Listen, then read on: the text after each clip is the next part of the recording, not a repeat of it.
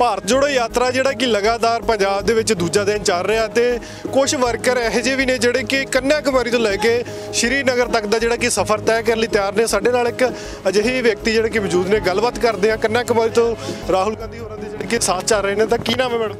पार्वती साहू नाम है मेरा और मैं छत्तीसगढ़ रायपुर से हूँ। कन्याकुमारी से कश्मीर तक चल रही भारत यात्री हूँ।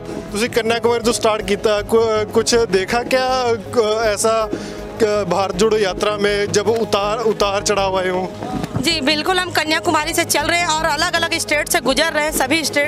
सभी स्टेट में जैसे हम आगे बढ़ते जाते हैं वैसी उतनी अधिक संख्या में लोग, ठंडी भी बढ़ती जा रही है लेकिन लोगों का अधिक से अधिक संख्या में उपस्थित होना, राहुल गांधी जी से मिलना और इस यात्रा में जुड़कर सहयोग देना, कहीं ना कहीं जनता चाहती है कि देश में परिवर्तन आए। क्योंकि देश की जनता जब से केंद्र में बीजेपी की सरकार आई है तब से परेशान है। महंगाई इतनी बढ़ चुकी है, बेरोजगारी इतनी बढ़ चुकी है और महिलाओं की पीड़ा आए दिन बलात्कार होते रहता है। खुद बीजेपी के विधायक लोग जो है महिलाओं का बलात्कार करते हैं और उसको विधायक जो बीजेपी के लोग है बचाते हैं।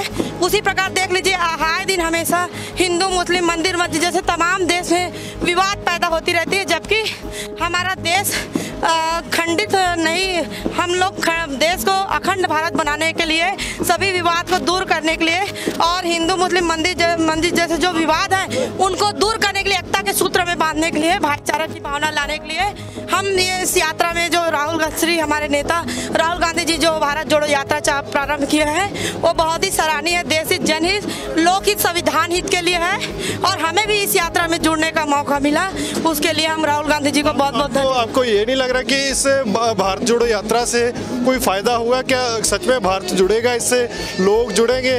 क्योंकि पार्टियों से भी संबंधित लोग आते हैं, कांग्रेस के खुद अकेले वर्कर ही क्यों आ रहे हैं या और भी कोई पार्टियों से भी आ रहे हैं, कोई आम लोग भी आ रहे हैं? देखिए, सभी तरह के लोग यहाँ जुड़ रहे हैं, चाहे बीजेपी के लोग भी आ रहे हैं, हालांकि वो अपनी पार्टी में नहीं बता रहे हैं हम जा रहे हैं, पर यहाँ बीजेपी के लोग भी आ रहे हैं। अगर निगरानी से देखा जाए तो कहीं कहीं बीजेपी के लोग, आम आदमी पार्टी के लोग, सभी लोग मिल रहे हैं। देखो, जनता तो सभी है ना, परेशान तो सभी है ना, तो सभी लोग इस यात्रा का समर्थन कर रहे हैं। आप देखिए, वो वरुण गांधी जी का आप सुने थे, वो भी इस यात्रा का समर्थन कर रहे हैं, तो वो तो बीजेपी के है ना।